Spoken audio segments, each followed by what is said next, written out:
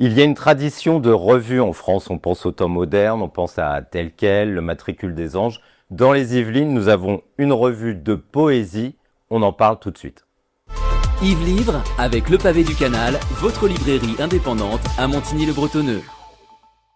Bonjour Pascal Dupuis. Bonjour. Merci d'avoir accepté l'invitation de notre émission aujourd'hui. Donc, comme je le disais dans le pré-générique, vous êtes rédacteur en chef et directeur de la publication d'une revue qui est publiée 3-4 fois par an, quelque chose comme ça. 3 fois par an. Oui. Poésie sur scène. Mais avant de parler de la revue en tant que telle, est-ce que vous pouvez me parler un petit peu de l'évolution du rapport du public à cet art si parfois compliqué, difficile, hermétique qu'est la poésie? La revue existe depuis une trentaine d'années à peu près. Oui. Est-ce que vous avez vu une évolution, notamment chez les plus jeunes? J'ai vu une évolution par rapport au concours que nous organisions, en fait, pendant plusieurs années. Nous avons connu de jeunes poètes qui ont participé au concours, qui ont gagné le concours et qui ont continué à publier à partir de poésie sur scène. Donc, ce sont des auteurs qui maintenant commencent à être un peu plus connus en France. Et nous essayons aussi de faire en sorte que les jeunes participent aussi à la poésie. Comment ? Simplement en leur ouvrant une chronique, Poète en herbe, qui est une chronique ouverte sur les poèmes de jeunes. Et c'est une école qui participe, une école de Bretagne qui participe avec des jeunes de 6e et de 5e. Et ces jeunes publient instantanément des poèmes sur un thème qui leur est proposé par leur professeur. Mais donc vous avez voulu miser sur la jeunesse. Oui. Mais de la jeunesse, il n'y a pas que ça, c'est vraiment ouvert à tout. Oui. Cette revue qui s'appelle donc Poésie sur scène, qui est publiée 3-4 fois par an. Le siège social est à Montigny-le-Bretonneux. Oui. Et donc vous l'avez créé il y a une trentaine d'années. Oui. On disait tout à l'heure 91, 94, quelque chose comme ça. Et alors vous avez eu des invités d'honneur, puisque le principe c'est qu'à chaque revue, il y a un invité ou une invitée d'honneur. Et là, j'ai vu la liste. Il y a des choses... il y a Hélène Dorion, que tout le monde connaît. Enfin, en tout cas, les étudiants qui passent le bac connaissent, puisqu'elle est au programme. À la librairie, on en vend beaucoup. André Chédid, grand nom de la poésie française. Mère de Louis Chédid, qu'on connaît bien, un chanteur qu'on aime beaucoup. Grand-mère de M. Mathieu Chédid. Jean Rousselot. Enfin, comment vous avez fait pour démarcher tous ces invités d'honneur? Vous aviez un carnet d'adresses incroyable au début ou pas du tout? Non, en fait, ce qui s'est passé, c'est que je voulais créer une association de poésie avec une base essentielle, c'était la revue. Et on voulait faire autour aussi des ateliers poétiques, on voulait faire également monter des spectacles, on en a monté 3 quand même. Bien que nous soyons amateurs, je tiens à préciser que toutes les personnes qui collaborent à cette revue sont tous des bénévoles. Et donc, on a réussi, donc, avec l'aide d'une personne qui s'appelle Sylvie Pétain, qui était directrice de la mini-université à Boulogne, parce qu'à l'époque, j'étais à Saint-Cloud. Ouais, vous étiez à mi-chemin entre les Hauts-de-Seine et les Yvelines. C'est-à-dire que j'étais surtout sur les Hauts-de-Seine au départ. Bon, ce qui a fait que par la suite, je suis venu plus sur les Yvelines, c'est que j'y habite maintenant. Oui, tout simplement. J'y habite maintenant, tout simplement.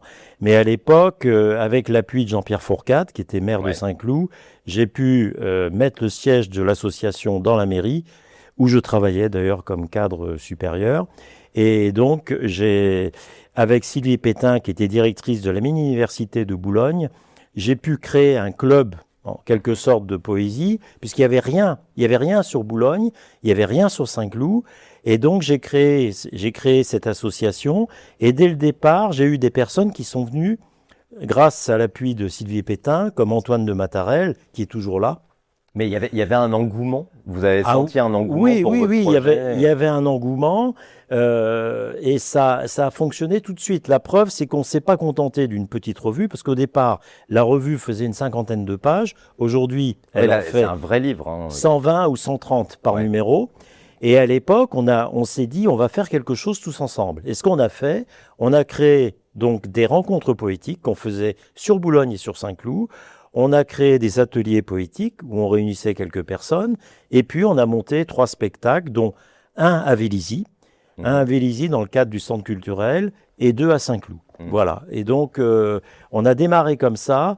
Et puis après, voyant que on voulait donner plus de structure à la revue, lui donner encore plus d'impact et en faire vraiment une revue d'actualité poétique, on a fait une revue beaucoup plus conséquente, c'est-à-dire avec une revue avec 120 et 130 pages qui existe encore aujourd'hui. Avec un sommaire qui est toujours, à peu près toujours le même, avec une série de rubriques. Il y a un éditorial qui est signé par vous. Oui, oui. C'est pas un éditorial politique, c'est Non. un éditorial poétique. Après, on a un invité. Donc, c'est quoi? C'est une carte blanche? Vous laissez une trentaine de pages à votre invité? Voilà, entre 30 et 40 pages. Par exemple, là, pour le prochain numéro, je vais avoir Guénan Cad, qui est une auteure bretonne, qui est une femme qui a vécu à la fois en France et en Amérique du Sud, et elle va me proposer tout un texte sur l'Amazonie, qui est un texte tout à fait nouveau. Et j'ai souvent eu donc des poèmes tout à fait inédits de la part des invités. Donc j'ai eu la chance d'inviter des grandes pointures, des gens qui ont répondu très, très, très simplement. Je pense à Jean Rizet, je pense aussi à Jean Breton, des personnes comme ça qui ont marqué la revue et qui donc nous ont apporté indirectement leur soutien. Et donc, à chaque fois, il y a un invité, une thématique. Là, le dernier numéro, c'était en décembre, hein, c'est ça? Oui, oui, décembre 2025. La thématique, c'était la passion. Il y a aussi un billet d'humour. Oui. Il y a poème en liberté. Il y a aussi des nouvelles, du côté des nouvelles. Oui. Donc, c'est quand même assez éclectique. Oui, oui. Et à la fin, donc, il y a la rubrique Poète en herbe, dont on parlait tout à l'heure, hein, c'est voilà, ça, avec des jeunes tout poètes. À fait. Et puis, il y a des recensions d'ouvrages aussi, puisque nos auteurs publient des ouvrages. Et à partir de là, ils nous envoient leurs ouvrages et on fait des recensions.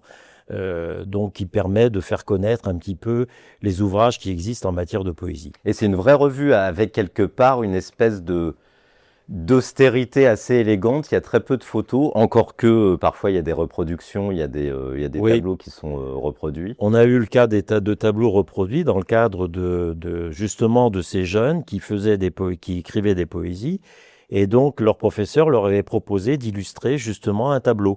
Et donc, on avait publié, dans le cadre de 2 numéros, ces tableaux avec les textes à côté qui étaient faits par ces enfants de 6e et de 5e. Alors, pour les téléspectateurs et téléspectatrices qui nous regardent, quelle est la différence entre une revue?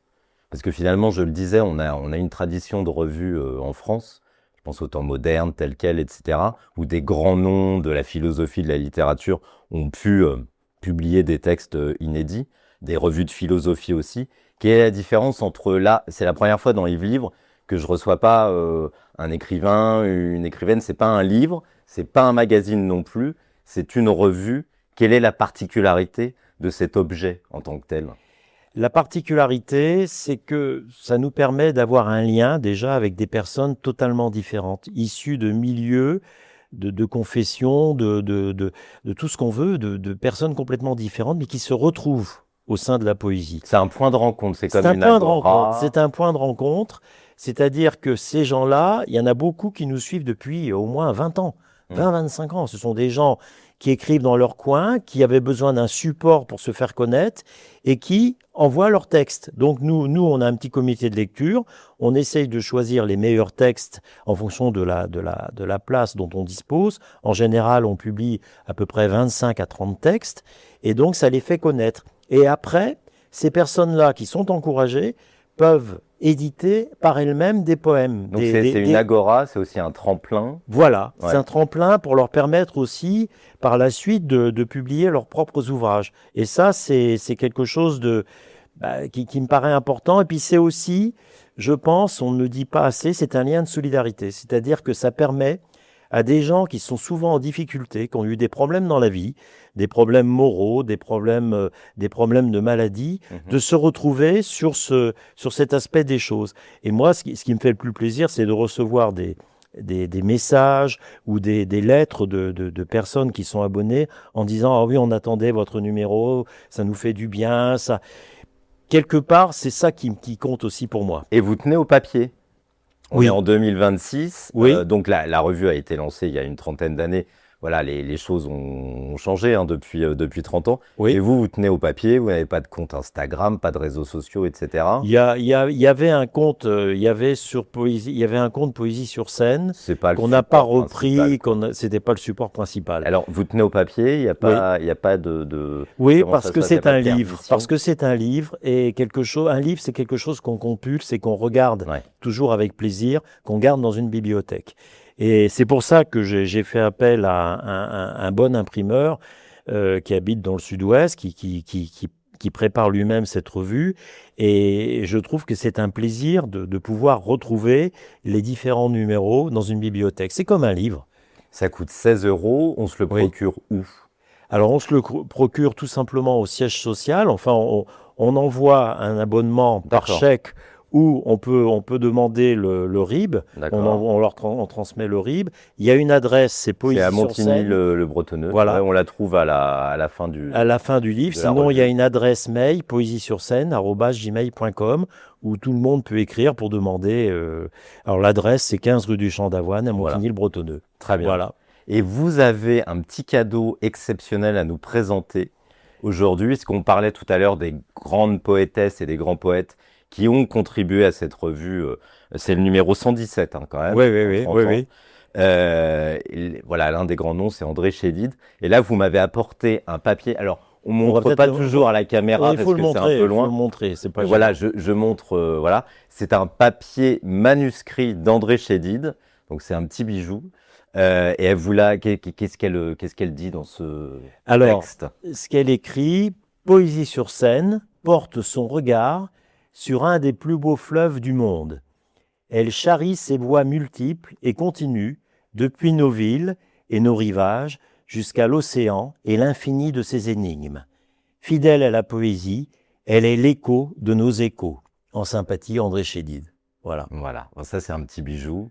Oui, C'est l'un de vos meilleurs souvenirs. Enfin, il Oui, doit y parce en que avoir beaucoup c'était. d'autres. Oh oui, il y en a eu beaucoup d'autres. J'ai eu beaucoup de contacts avec Jean Joubert, qui était aussi un grand poète, et aussi il a eu le prix Renaudot en 1972 pour L'Homme de Sable.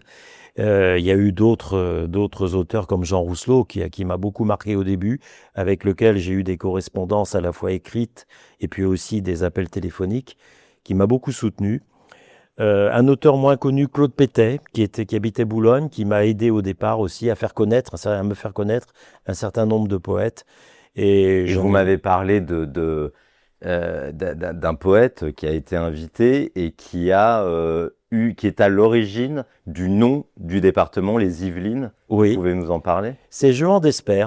Jehan d'Esper habitait à Viroflay. C'est un auteur de poèmes. Il a publié quelques plaquettes de poèmes de qualité.